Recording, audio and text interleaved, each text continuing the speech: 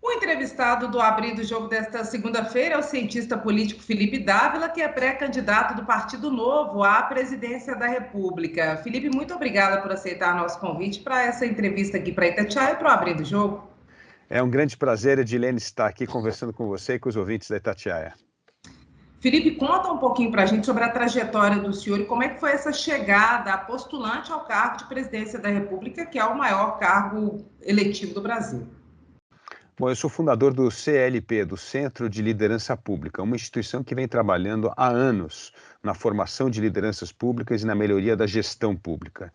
E aí, Edilene, durante esses 13 anos, eu trabalhei com centenas de cidades e dezenas de governadores, e isso, para mim, criou um grande incentivo, o incentivo de que a política brasileira bem feita está nos estados e nos municípios. O que tem de bons prefeitos, bons governadores, secretários, funcionários públicos engajados em perseguir a boa política pública é realmente algo muito encorajador. Então, quando me convidaram para disputar a presidência da República, o Partido Novo, eu imediatamente pensei, puxa, eu gostaria de levar essas boas experiências dos estados e municípios para dar uma mudança na política de Brasília, que hoje está completamente paralisada pelo populismo de direita e de esquerda. E para chacoalhar isso, nada melhor do que esses bons exemplos nos estados e municípios. Como é que foi a escolha do nome do senhor para disputar a presidência pelo partido? Antes, o João Amoedo, que já tinha sido candidato na eleição anterior, tinha colocado o próprio nome, depois ele desistiu. Como é que foi esse processo? O processo interno eu não acompanhei porque eu fui convidado pelo presidente do partido, Eduardo Ribeiro, a disputar a presidência da República pelo partido. Então, isso aconteceu depois que o João Amoedo desistiu da sua pré-candidatura presidencial no partido. E aí o convite foi feito a mim e eu passei por todo o processo seletivo do Novo, que também me deixou muito satisfeito, porque um processo rigoroso de seleção é um bom sinal de que o partido toma tempo para decidir com critério os seus candidatos. O senhor falou sobre populismo. Como é que o senhor avalia hoje a política que é adotada pelo presidente da República, Jair Bolsonaro? O João Amoedo, por exemplo, nos últimos tempos, tem se posicionado contrário ao presidente da República. O posicionamento do senhor qual é em relação à política adotada por ele? Olha, o populismo é um desastre para o Brasil, está arruinando a vida dos brasileiros. É só ver o resultado. Nós temos volta da maior inflação dos últimos 20 anos, desemprego recorde, 20 milhões de brasileiros de volta à miséria e mais de 10 anos de estagnação econômica. Esse é o resultado desse populismo de esquerda e de direita que vem perdurando no Brasil há tanto tempo. Nós precisamos acabar com isso. O que o brasileiro quer é ver a economia voltar a crescer, ter renda e emprego. E nós não vamos gerar renda e emprego com a perpetuação desse populismo no poder. É por isso que nós temos de apresentar propostas concretas de como reativar a economia, como voltar a gerar renda e emprego e resgatar a confiança dos investidores no país. O senhor chegou a ser um eleitor do presidente Jair Bolsonaro e, na avaliação do senhor, o que ele deveria ter feito que ele não fez durante esse governo? Não, eu não fui eleitor nem de Bolsonaro e nem do PT. Eu anulei meu voto porque eu sou contra populistas. Eu não voto em populista. E acho que na democracia, quando você não vota em populista, o que significa é que estamos na oposição. E a oposição é algo tão importante na democracia quanto a situação. Então, eu não vou votar de forma alguma em Lula e Bolsonaro. Esse é a continuidade do desastre que está arruinando o emprego, a renda no Brasil e impedindo que investidores acreditem no país. Portanto, eu não votarei em nenhum dos dois. Agora, o que nós precisamos fazer é isso, é ter uma discussão madura de como resgatar essa agenda da retomada do crescimento. Agora, o que esse governo devia ter feito? O que ele prometeu na campanha e não cumpriu. Abertura da economia, privatização das estatais, geração de emprego e renda e a volta do investimento no Brasil, principalmente investimento privado, porque investimento público, como nós sabemos, não tem dinheiro no governo, porque o governo anda gastando quase tudo que arrecada dos nossos impostos em manter a máquina pública funcionando. Ou seja, nós gastamos quase 40% do PIB em manutenção da máquina pública. É um absurdo total. Precisamos reverter essas prioridades no país. o voto do senhor vai ser no senhor mesmo, né? E se não for o caso, o senhor não leve a candidatura do senhor adiante, o senhor pensa em alguém que o senhor possa votar ou que o senhor possa apoiar ou até fazer uma aliança? Olha, a escolha do candidato precisa ser algo muito criterioso. E a minha escolha criteriosa é: quero ver as propostas que os candidatos da terceira via vão apresentar. Mas se evidentemente houver boas propostas, votarei e com prazer no candidato da terceira via ou no candidato da terceira via que for capaz de derrotar Lula e Bolsonaro em 22. Mas o senhor, então, considera a possibilidade de desistir do pleito em algum momento e não ser candidato até o final? Não, de forma alguma. Acho que todo mundo que entra numa eleição pretende ir até o fim e vencer. Mas o ponto é que essa eleição é uma eleição muito importante para o Brasil, porque não é apenas alternância de poder, Edilene. O que está em risco hoje é a democracia no Brasil. A democracia no Brasil corre risco de ser arruinada se tivermos a continuidade de governos populistas, porque já arruinou a economia, já arruinou a parte social e a parte política está por um fio. Porque, como nós vimos, cada vez mais o corporativismo vem detonando, destruindo, esgarçando a credibilidade das instituições políticas. Então, quando o senhor fala em votar em algum outro candidato que não o senhor considera talvez um segundo turno em que o senhor não participe? Exatamente. Agora, o governador Romeu Zema tem um bom relacionamento com o governo federal, ele não entra nas polêmicas, em bolas divididas, e com esse bom relacionamento tem trazido algumas conquistas para Minas Gerais. E também tem sido muito cobiçado pelo próprio presidente da República, Jair Bolsonaro. A base de Bolsonaro diz que Zema é o vice dos sonhos. Hoje mesmo, a Rádio Tatiaia noticiou que existem conversas entre o grupo de Pacheco e o grupo de Zema, ou que interessados políticos numa aliança como essa, Minas Gerais, presidência da República. Como é que o senhor vê isso? Outros presidenciáveis também cogitando a possibilidade de uma parceria com o governador Romeu Zema, se o senhor é o candidato do partido dele. Bom, primeiro é um grande prazer para o Partido Novo ter um governador que é um dos melhores avaliados no país. Mostra o governador Zema que é possível sim fazer um bom governo, ser um outsider da política, vencer a eleição e conseguir fazer um bom governo. Então, isso é muito importante. Agora, o governador Zema tem um pragmatismo político que é fundamental nós termos. Separar uma agenda de Estado, dos interesses do Estado, dos mineiros e da questão político-partidária. Nesse trabalho que eu fiz a vida inteira no CLP, Edilene, eu também fiz essa separação. Por exemplo, apesar de ser crítico do governo Bolsonaro, nós no CLP apoiamos a reforma da Previdência, o novo marco do saneamento básico, a questão do novo marco das startups, ou seja, existe uma agenda de país que precisa ser apoiada a despeito do governo. E acho que o governador Zema tem esse pragmatismo muito claro, ou seja, o que é de interesse de Minas tem que estar acima das questões político-partidárias. Mas o governador Zema já disse várias vezes que é um soldado do Partido Novo e, portanto, apoiará a minha candidatura e as candidaturas do Partido Novo. Agora, como governador, ele tem de olhar para os interesses do seu Estado. E os interesses do seu Estado não podem conflitar com os interesses político-partidários do governo. Por isso, é muito importante fazer essa distinção. Qual que é a avaliação do senhor em relação a alianças? O Partido Novo em Minas já pediu autorização nacional para poder fazer coligações. O senador pode ser, por exemplo, de outro partido, vice a possibilidade que não seja do Partido Novo. Como é que o senhor vê esse cenário do Novo poder se coligar a outras legendas? Vejo com absoluta naturalidade um amadurecimento do partido em relação à questão de alianças. Na política, precisa-se fazer alianças para governar, garantir a governabilidade, e acredito que a aprovação das novas alianças para 22 vai ajudar muito o governador Zema a criar uma base política ainda mais forte para o seu segundo mandato. O senhor visita Minas Gerais pela primeira vez como pré-candidato à presidência da República durante essa semana. Como é que vai ser a agenda do senhor? Ela começa aqui dia? Quais são os compromissos previstos? Bom, nós temos uma agenda na próxima sexta-feira já com o governador Zema, depois teremos conversas com lideranças mineiras e empresariais e finalmente uma ótima conversa com todos os membros do Partido Novo, os filiados do Partido Novo no sábado. Então vai ser uma agenda bem intensa e eu estou muito animado com a minha primeira visita a Minas Gerais. Um bom laboratório do Partido Novo para o Brasil e mostrar para as pessoas como o Partido Novo pode fazer a diferença na vida das pessoas. O senhor, na chapa do senhor, considera a possibilidade de uma composição com outras legendas, ou o senhor como vice em alguma situação, ou alguém de outro partido como vice do senhor? Não, certamente mais à frente nós podemos discutir sim alianças para uma eventual escolha para um vice na nossa chapa. O senhor fala muito bem, com muita clareza. É a primeira vez que eu entrevisto o senhor.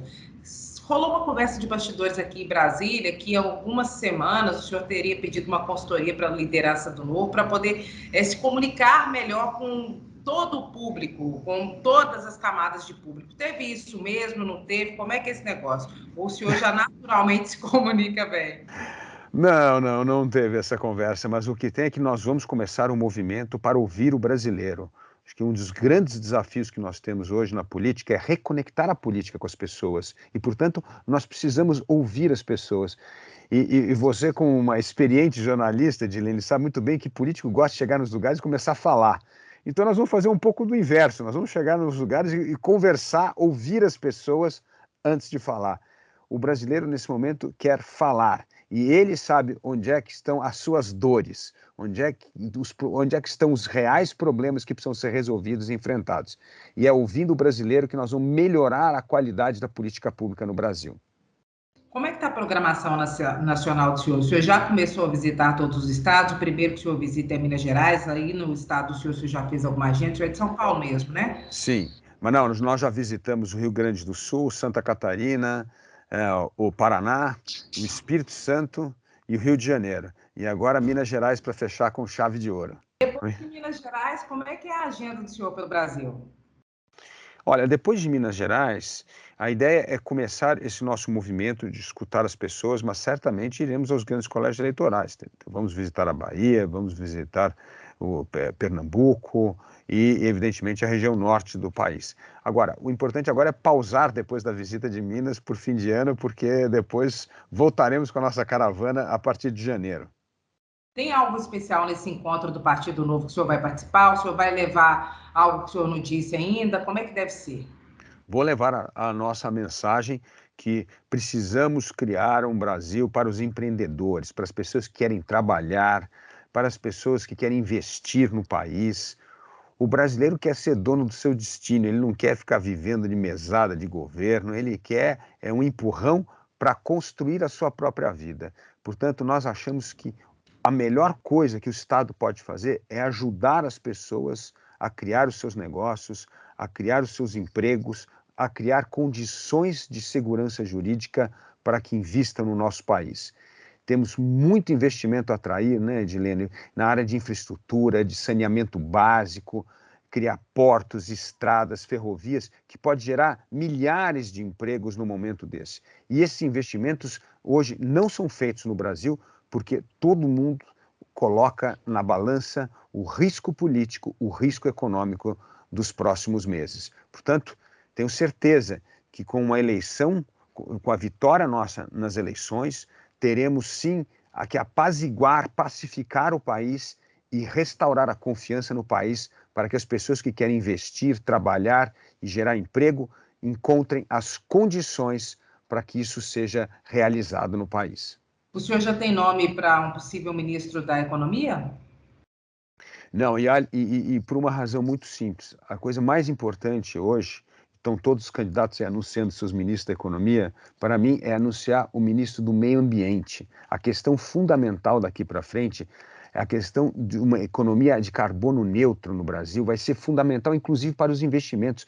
Como você sabe, os investimentos estão carimbados com uma letrinha chamada ESG. Ou tem governança, ou tem sustentabilidade, ou tem preocupação com o meio ambiente, ou nós não vamos conseguir atrair investimento. Então, eu gostaria de encontrar uma pessoa com perfil que entenda do meio ambiente e que entenda de mercado, porque é essa conciliação de mercado com meio ambiente que nós vamos conseguir criar as condições ideais para atrair investimento para o país. E quais são os nomes da listinha do senhor aí? Ainda não, ainda estou conversando, porque é engraçado, né? Durante tanto tempo, essa política ambiental no Brasil é vista de forma setorial, né? Só discute o meio ambiente. Não, o meio ambiente precisa perpassar, inclusive, a questão agrícola, a questão econômica. Então, nós precisamos ter vamos dizer, uma figura um pouco que estamos em busca de, precisamos fazer um headhunting dessa pessoa aí, mas é muito importante o meio ambiente ser uma questão central para o resgate da confiança no país, para a recuperação da nossa credibilidade internacional, para a nossa exportação agrícola e para atrair investimento, principalmente na área de infraestrutura no Brasil.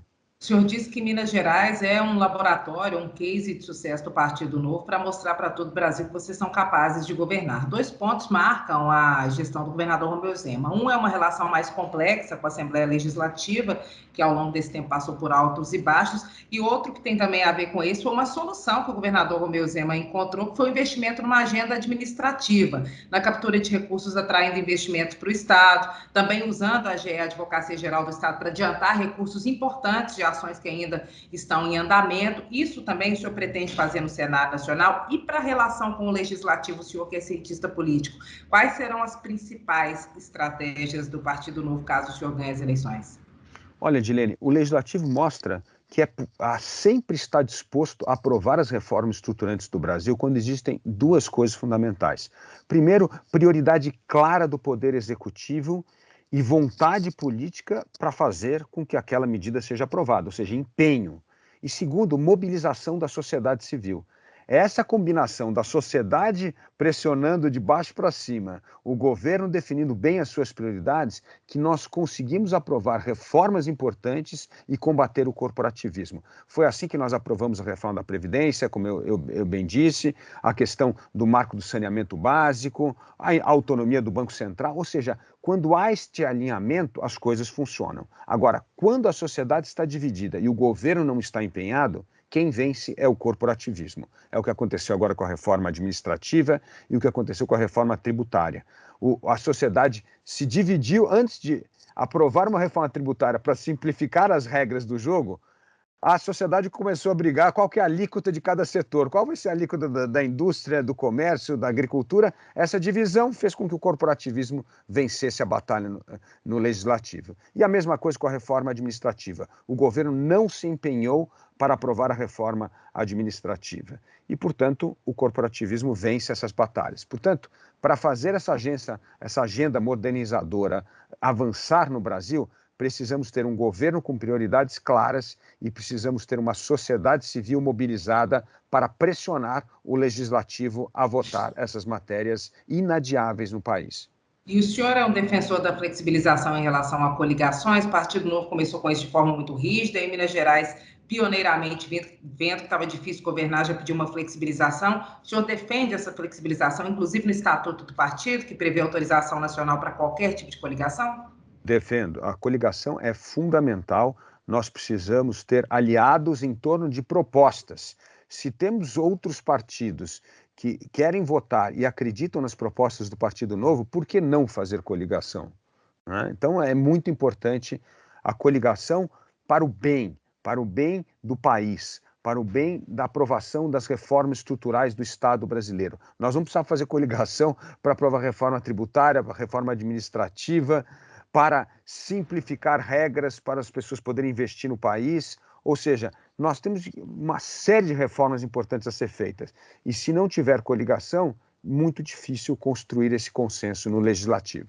O senhor que entende da matéria, quais pontos o senhor acha que ainda devem ser avaliados e mudados no Estatuto do Partido Novo? Em relação à reeleição, qualquer outro ponto, o senhor acha que há de haver uma revisão em relação às regras? Olha, Edilene, eu acho que a revisão de regras tem que ser conforme a realidade e o crescimento do partido vão ditando esse ritmo. Foi o que aconteceu agora com a história das alianças, com as coligações. Por que isso é importante? Porque o Partido Novo ganhou o segundo maior colégio eleitoral do país, com a eleição do governador Zema. Isso coloca para o partido dilemas que o partido tem que enfrentar se ele quer crescer, amadurecer. E, portanto, o que o governador Zema fez foi muito bom. Iniciou uma discussão muito importante para o partido rever determinadas crenças do passado. E evolução é isso, nós precisamos saber o que precisamos preservar para evoluir e o que é preciso mudar para se adequar ao novo contexto.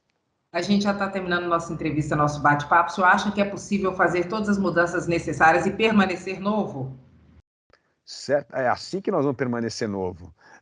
Nós só vamos permanecer novo se o Brasil aprovar essas grandes reformas. Eu estava dizendo aqui, olha, abertura econômica, privatização, o Brasil inserido nas cadeias globais de valor, exportando mais, sendo competitivo internacionalmente. Essa é a receita de gerar riqueza em qualquer país do mundo, até nos não democráticos. Até a China comunista descobriu que, para enriquecer o país, deixar os chineses mais ricos, era preciso participar do comércio mundial. E só a gente continua com essa muralha do protecionismo. O Brasil parece mais economicamente a Coreia do Norte do que qualquer outro país. Não tem um país que tem mais protecionismo, reserva de mercado que o Brasil hoje. É inacreditável. Nós estamos acabando com o futuro dos brasileiros das gerações seguidas, se fechando para o mundo. O Brasil precisa se abrir para o mundo no comércio. E é isso que nós vamos fazer nos próximos 4 anos. Vamos fazer um bate-bola rapidinho? Vamos lá. Dos adversários colocados para o senhor na pré-candidatura à presidência da República até o momento. Aí eu dou o nome de um e o senhor responde rapidamente, com uma palavra ou duas. João Dória. Governador de São Paulo, que vai ter muita dificuldade em lutar contra a sua rejeição. Rodrigo Pacheco. Ótimo nome, pouco conhecido e tem o mesmo desafio que o meu, se tornar conhecido nacionalmente. Sérgio Moro. Sérgio Moro representa um ideal do brasileiro, o combate à corrupção. Mas Sérgio Moro também terá de lutar contra a rejeição. Lula.